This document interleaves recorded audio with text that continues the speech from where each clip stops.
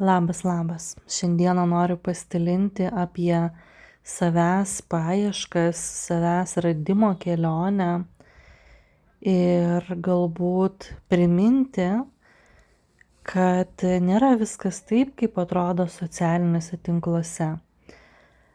Pastaruoju metu sulaukiu labai daug žinučių iš žmonių, kurie mano, kad viskas yra taip paprasta, kad tiesiog užsiemu kristalais, jie nori daryti tą patį, jie nebenori dirbti arba nori vesti sesiją žmonėms, nori padėti ir viskas su tuo yra gerai.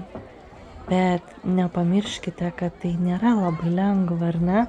Kad aš turiu daugybę iššūkių, aš taipogi turiu ir dėliotis, ir pasitaupyti, ir pasidėlioti.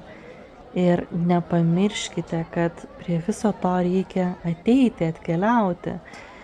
Kaip tu galėsi padėti žmonėms, jeigu esi perskaitęs knygą 2 arba pasižiūrėjęs motyvacinių filmukų internete, YouTube kanale, socialiniuose tinkluose, juk tai yra labai didžiulis darbas.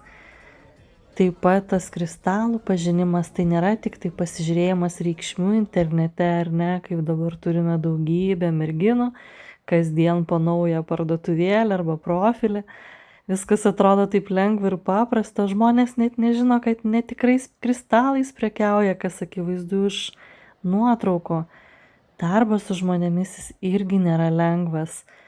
Yra daugybė istorijų ir traumų, kurias patiria žmonės ir dalinasi, kurios gali labai stipriai tave patį šokiruoti ir traumuoti, jeigu tu gyvenai, pakankamai saugiose sąlygose ir nesi to patyręs.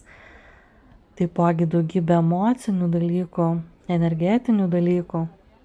Aš manyčiau, kad viskam reikia pasiruošti, mokintis, turėti informaciją, išmokti ją valdyti, turėti metodus, turėti įrankius, nes kitaip bus pokalbis apie paviršių ir apie tai, ką galbūt girdėjau, tačiau neturiu pats praėjęs to kelio ar neturiu patirčių, tai bus tiesiog teorija.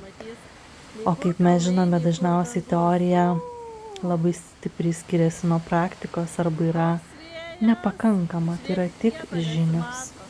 Be abejo, jos labai svarbios, bet kalbėti tik iš vadovėlio, man atrodo, yra visiškai neįmanoma.